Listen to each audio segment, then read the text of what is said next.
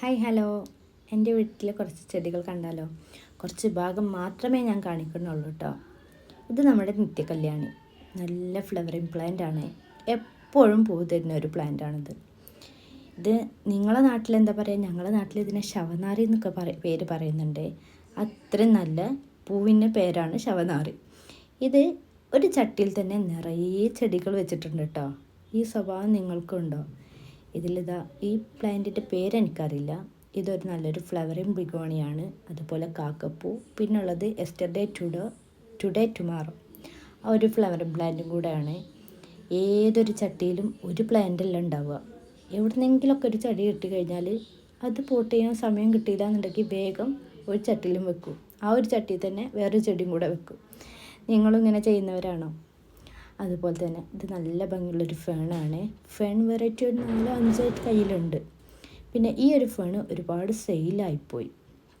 അപ്പോൾ sale video കഴിഞ്ഞതാണ്. അപ്പോൾ ഒരുപാട് പേർക്ക് ഇത് കൊടുത്തിട്ടുണ്ട്.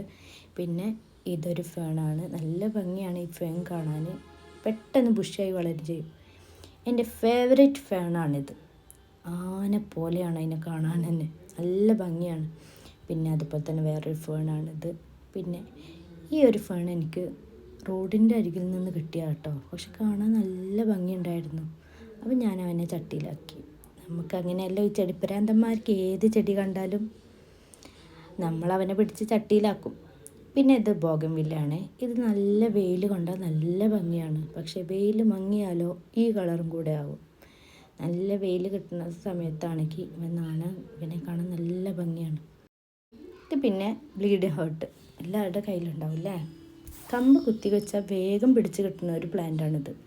ഒരുപാട് കമ്പുകളും സെയിലായി പോയിട്ടോ. ഇത് നമ്മുടെ കുങ്ങിണിച്ചെടി, ഞങ്ങളിവിടെ കൊങ്ങിണി എന്നാണ് പറയുന്നത്. നിങ്ങളവിടെ എന്ത് പേരാണെന്നൊന്നും അറിയില്ല. നല്ല ഭംഗിയാണ് ഇതിൻ്റെ ഫ്ലവർ കാണാൻ. പിന്നെ ഇതൊരു ബിഗോണിയ പ്ലാന്റാണ്.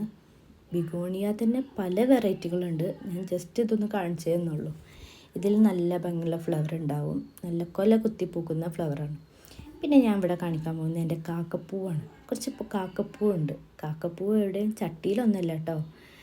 എൻ്റെ മുറ്റത്ത് തന്നെ ഒരുപാട് കാക്കപ്പൂവുണ്ട്. ഇപ്പോൾ മഴ പെയ്തപ്പോൾ അവരൊക്കെ പൊട്ടിമുളച്ചതൊക്കെ കയ്യിൽ നിന്ന് പോയിന്ന്.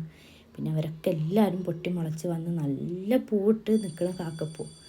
ഇതിന് പോട്ട് മിക്സ് ആയിട്ട് ഞാൻ ഉപയോഗിക്കുന്നത് മണ്ണ്, മണൽ, ചകിരിച്ചോറ്, പിന്നെ ആട്ടും കാഷ്ടാണ്. അതിന് മുന്നേ ചട്ടിയിൽ ഒരുപാട് കരിയില ഇട്ടിട്ട് നിറച്ച് വെച്ചിട്ടുണ്ട്. ഇങ്ങനെ ആകുമ്പോൾ ചട്ടി വല്ലാതെ കനം തോന്നില്ല, നല്ല വളമാണേനും. അങ്ങനെ 2 ചട്ടികളായിട്ടാണ് ഞാൻ കാക്കപ്പൂ നടുന്നത്. കാക്കപ്പൂ എൻ്റെ കയ്യിൽ ഒരു 4